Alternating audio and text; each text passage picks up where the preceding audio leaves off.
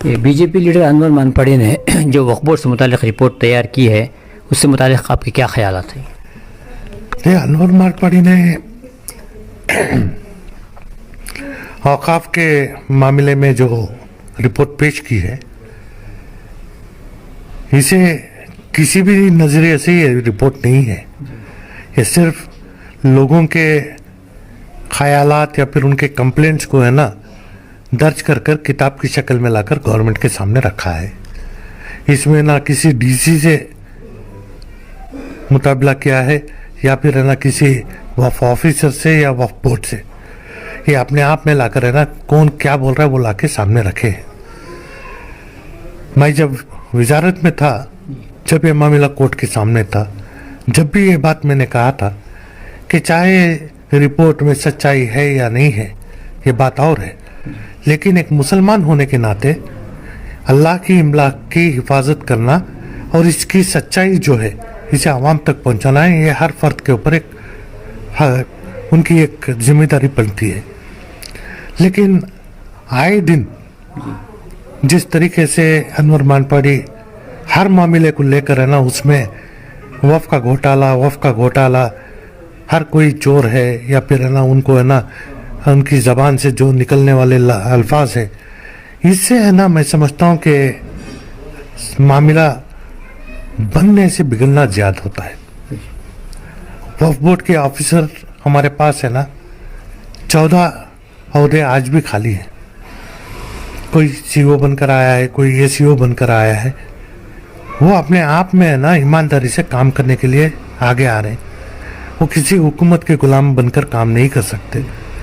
तो ऐसे हालात में मैंने कहा कि अनवर मानपाड़ी जिस तरीके से आज चल रहे हैं, इनको सबसे पहले ना अल्लाह का रसूल का डर है, ना वली अल्लाह के मज़ारात या फिर दरगाहों के ऊपर एतमाद है।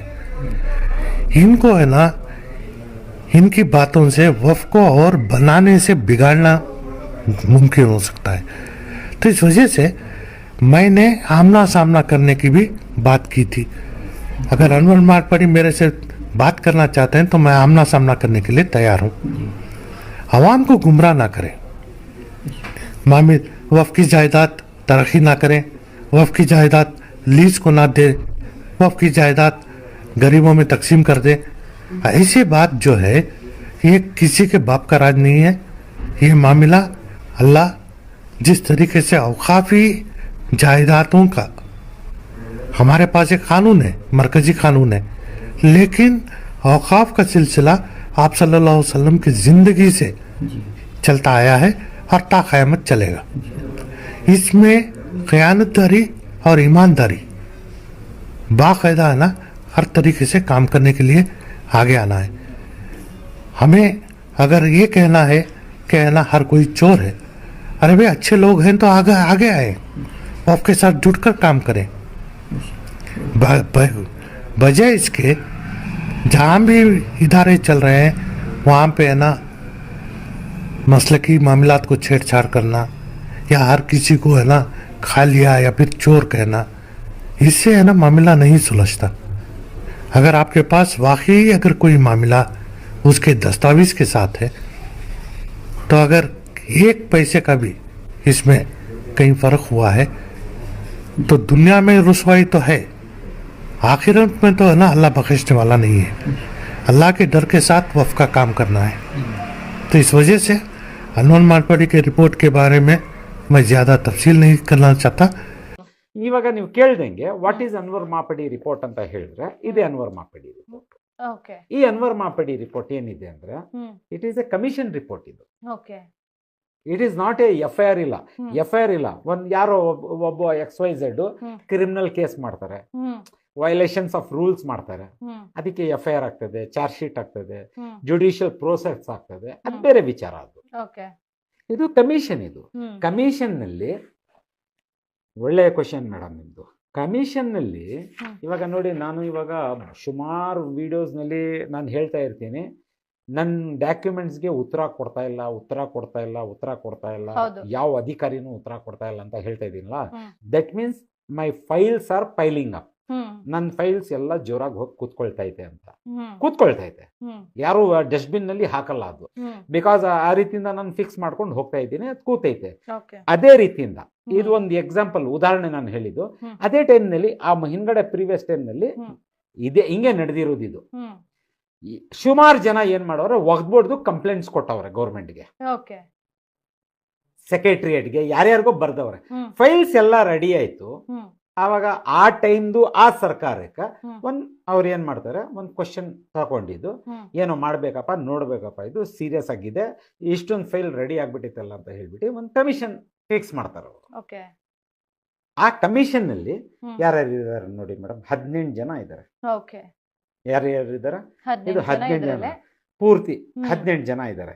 ಈ 18 ಮೆಂಬರ್ಸ್ ನಲ್ಲಿ IPS ಇದ್ದಾರೆ, IAS ಇದ್ದಾರೆ, KAS ಇದ್ದಾರೆ. ಎಲ್ಲ ಸ್ಟೇಟ್ ಇಂದ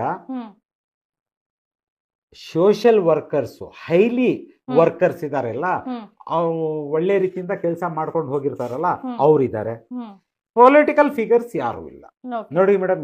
ಯಾರನ್ನ ಒಬ್ರು ಇದ್ದಾರೆ ಏನು, ಯಾರೋ ಕಾಂತ SK ಕಾಂತ ಅಂತ ಇದ್ದಾರೆ, XMLA. ಅದೂನು ಆ ಟೈಮ್ ನಲ್ಲಿ ಯಾರು ಪೊಲಿಟಿಕಲ್ ಇರಬಾರ್ದು ಅಂತ ಇದೆ, ಇರಲ್ಲ. ಕಾರಣ ಯಾಕಂದ್ರೆ ಇನ್ಫ್ಲೂಯೆನ್ಸ್ ಆಗ್ಬಾರ್ದು. ಇದು ನನ್ನ ಕಡೆನವರು, ಅದು ನನ್ನ ಕಡೆನೋ, ಆ ಪ್ರಾಪರ್ಟಿ ನಂದು, ಆ ನನ್ನ ಚಿಕ್ಕಪ್ಪಂದು ಪ್ರಾಪರ್ಟಿ, ಅದ್ ದೊಡ್ಡಪ್ಪಂದು ಪ್ರಾಪರ್ಟಿ ಅಂತ ಯಾರು ಇನ್ಫ್ಲೂಯೆನ್ಸ್ ಮಾಡಬಾರ್ದು.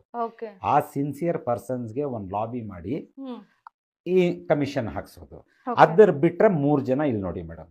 Anwar Mapadi chairman, Ateeq Ahmed as KAS secretary, Benjamin member. ಇವ್ರು 3 ಜನ ಕಂಟ್ರೋಲ್ ನಲ್ಲಿ ಇರ್ತದೆ. ಅಂತೆ ರಿಪೋರ್ಟ್ ಇದು. ಇವ್ರೇನ್ ಮಾಡ್ತಾರೆ, ಅಲ್ಹಮ್ದುಲಿಲ್ಲಾ, ಕಮಿಟಿ ರಚನೆ ಆಗದಾದ್ಮೇಲೆ ಇವರು ಪ್ರತಿ ಒಂದು ಡಿಸ್ಟಿಕ್, ಪ್ರತಿ ಒಂದು ಹೂಬ್ಲಿ, ಎಲ್ಲೆಲ್ಲಿಂದು ಕಂಪ್ಲೇಂಟ್ಸ್ ಬಂದೈತೆ ಆ ಎಲ್ಲಾ ಕಡೆ ಹೋಗಿ ಏನ್ ಮಾಡ್ತಾರೆ, ಎಲ್ಲ ದಾಖಲೆ ತಗೊಂಡವ್ರೆ. ಆ ದಾಖಲೆ ತಗೊಂಡು ಎಲ್ಲ DC, ಆ ಕಡೆ ಆ ಏರಿಯಾದ್ದು DCಗೆ, ಆಯುಕ್ತರಿಗೆ, ತಹಸೀಲ್ದಾರ್ಸ್ಗೆ, ರೆವೆನ್ಯೂ ಡಿಪಾರ್ಟ್ಮೆಂಟ್ಸ್ಗೆ ಎಲ್ಲರಿಗೂ ಕೊಟ್ಟು ಇವ್ರ ಮುನ್ಗಡೆ ಕುಂಡಿಸಿ ಎಲ್ಲ ವೆರಿಫೈ ಮಾಡಿಸ್ತಾರೆ.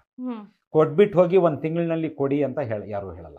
ಅಲ್ಲಿಂದ ಎಲ್ಲ ಫ್ಯಾಕ್ಟ್ಸ್ ರೆಡಿ ಮಾಡಿ ಅವರಿಂದ ಎಂಡೋರ್ಸ್ಮೆಂಟ್ ತಗೊಂಡು, yes this are the genuine facts of papers for corruption ಅಂತ ಅವ್ರು ಕೊಟ್ಟಾದ್ಮೇಲೆ ಆ ಪೇಪರ್ಸ್ ಅನ್ನು ಎಲ್ಲ ರೆಡಿ ಮಾಡಿ ಇವರು 7,000 ಪೇಜಸ್ ಮಾಡವ್ರೆ.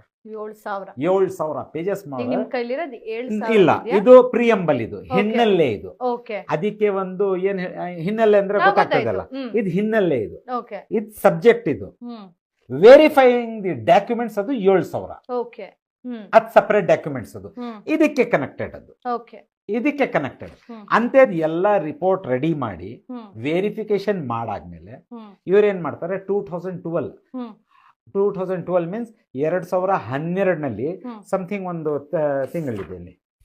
ಆ ತಿಂಗಳಿನಲ್ಲಿ ಇವ್ರು ಏನ್ ಮಾಡ್ತಾರೆ, ಅಸೆಂಬ್ಲಿಗೆ 23/3/2012 ಮಾರ್ಚ್ 2012ನಲ್ಲಿ ಇವ್ರು ಸಬ್ಮಿಟ್ ಮಾಡ್ತಾರೆ.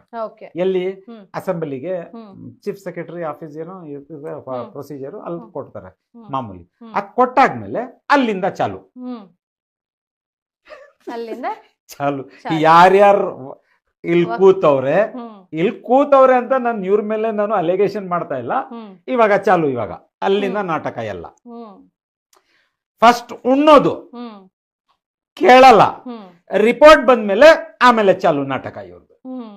ಹಿಂಗೆ 12 ಇವಾಗ ಗಂಟ ಯಾಮರ್ಸ್ಕೊಂಡ್ ಬಂದವ್ರು. ಈ ಮಾತು ಹೇಳ್ತಾ ಇದ್ದೀನಿ ಅಂತ ಹೇಳಿದ್ರೆ ಜನಕ್ಕೆ ಗೊತ್ತಾಗ್ಬೇಕು ಇನ್ ಕ್ಲಿಯರ್ ಟರ್ಮ್ಸ್.